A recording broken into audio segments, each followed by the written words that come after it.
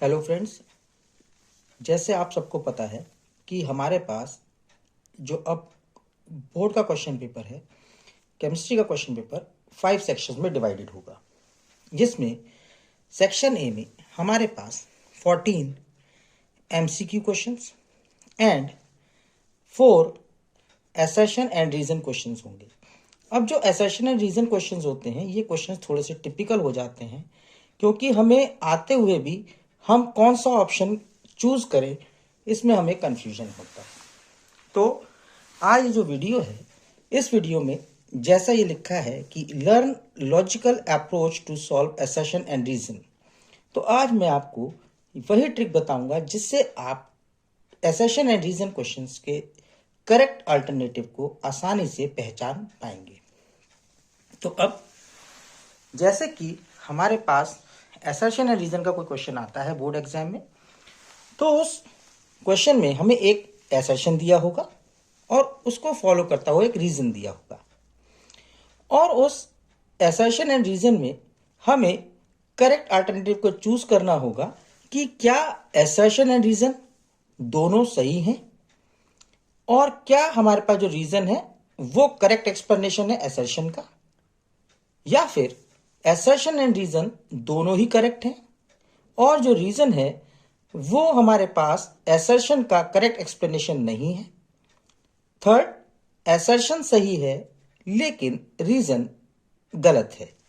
And D is assertion गलत है लेकिन रीजन सही है। अब इन 4 अल्टरनेटिव्स में से बेस्ट अल्टरनेटिव हम कैसे चुनें, हम कैसे आइडेंटिफाई करें? तो सबसे पहले आपको केवल याद ये रखना है कि यहाँ पे जो असर्शन एंड जो रीजन है, आप लोगों को इन्हें एक साथ नहीं पढ़ना है। आप इन्हें असर्शन एंड रीजन ना कहकर आप असर्शन को कहिएगा स्टेटमेंट 1 एंड रीजन को कहिएगा स्टेटमेंट 2। आपको करना क्या है इन क्वेश्चंस को सॉल्व करने के लिए? पहले आप असर्शन को एज ए स्टेटमेंट 1 पढ़िएगा और अगर ये करेक्ट है तो इसके आगे टिक लगा दीजिएगा। फिर आप रीजन को पढ़िएगा, इस चीज को अपने दिमाग से निकाल के कि आप असर्शन के लिए इसको पढ़ रहे हैं। असर्शन के बारे में भूल जाइए, केवल आप रीजन को पढ़िए और ये देखिए क्या ये स्टेटमेंट सही है या गलत। अब 2 ही चीजें होंगी, या तो ये सही होगा या गलत होगा। सपोज मान लेते हैं ये हमारे पास सही आ गया। अब जैसे ही ये भी सही है और ये भी सही है, तो अब देखिए हमारे पास क्या पॉसिबिलिटीज आती हैं। देखिए, assertion is correct, reason is wrong, मतलब ये ऑप्शन हमारा नहीं हो सकता। असर्शन इज रॉन्ग मतलब ये सही है, ये भी सही है, मतलब ये भी नहीं हो सकता। अब देखिए 50% हम लोगों ने इसे सॉल्व कर लिया। अब हमारे पास कंफ्यूजन क्या है? बाकी का 50% अब हम इसे सॉल्व करेंगे। कैसे करेंगे? अब जब आपने इन दोनों को डिसाइड कर लिया या फिर आप लोगों ने पहचान लिया कि ये दोनों स्टेटमेंट इंडिविजुअली करेक्ट हैं या नहीं, अब आप इस रीजन को इस असर्शन के साथ कनेक्ट कीजिए और देखिए क्या जो ये रीजन दिया हुआ है या जो स्टेटमेंट 2 है, क्या ये इस असर्शन को सपोर्ट कर रहा है? अगर ये सपोर्ट कर रहा है तो एक और टिक लगा दीजिए, और अगर आपने एक और टिक लगाया तो इसका मतलब है कि ये हमारे पास 3 टिक हो गए। 3 टिक का मतलब है असर्शन भी सही है, रीजन भी सही है और रीजन करेक्ट एक्सप्लेनेशन है, मतलब इसका आंसर हमारे पास हो जाएगा ए। इन केस मान लीजिए ये भी करेक्ट आया, ये भी करेक्ट आया और ये जो थर्ड जो करेक्ट है ये कन्वर्ट हो गया क्रॉस में, तो अब मतलब 2 करेक्ट हैं, 1 इनकरेक्ट है, मतलब बी ऑप्शन हमारे पास इसका सही ऑप्शन हो जाएगा।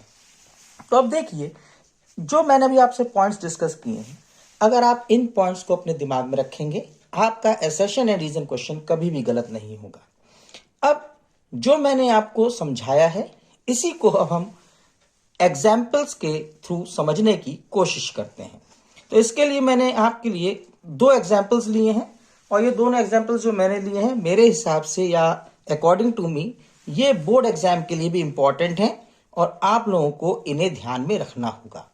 तो पहला एग्जाम्पल जो है, तो पहला एग्जाम्पल है कि हमें एक असर्शन दिया है and assertion given is D+ glucose is dextrorotatory in nature.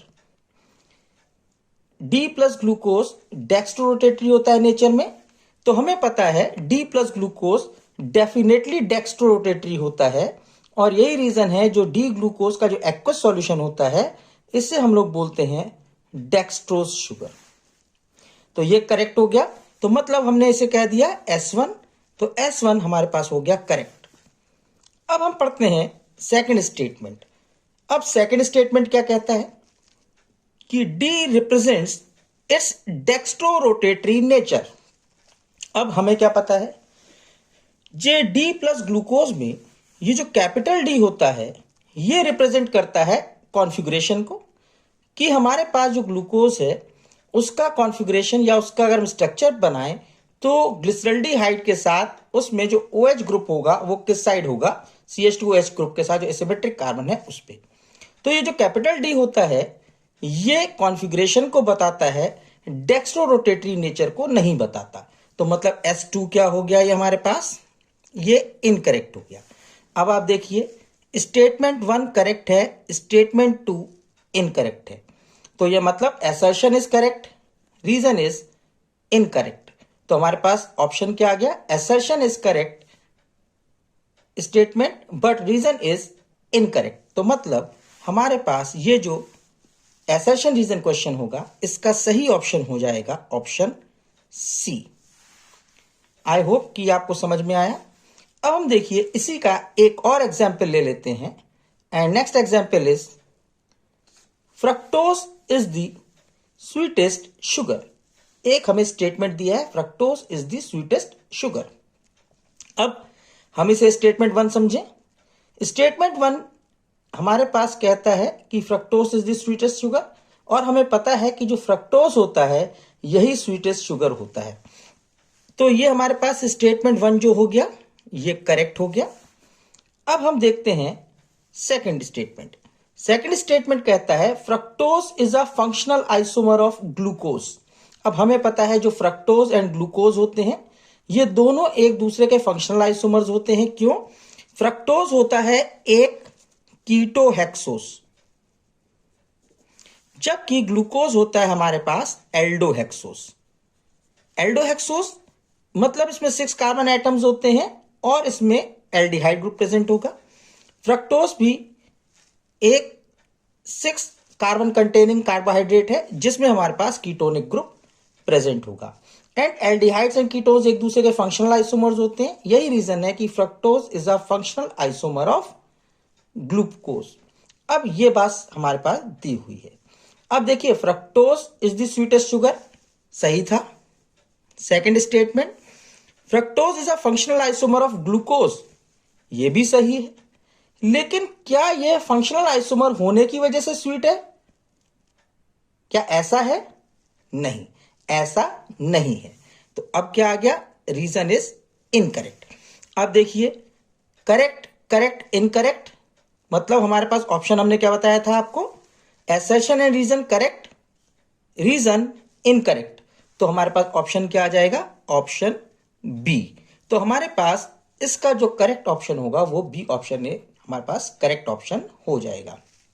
I hope कि अब असर्शन एंड रीजन क्वेश्चंस को कैसे अटेम्प्ट करना है, कैसे इन्फेरेंस निकालनी है और कैसे करेक्ट अल्टरनेटिव को चूज करना है, ये अब आप लोगों को समझ में आ गया होगा। तो आप लोग इसे बार बार प्रैक्टिस कीजिए और समझिए, क्योंकि जो 4 नंबर के असर्शन एंड रीजन क्वेश्चंस होते हैं ये आपके लिए बहुत इंपॉर्टेंट हैं, क्योंकि यहीं पे आपके मार्क्स सबसे ज्यादा डिडक्ट होने के चांसेस बन जाते हैं।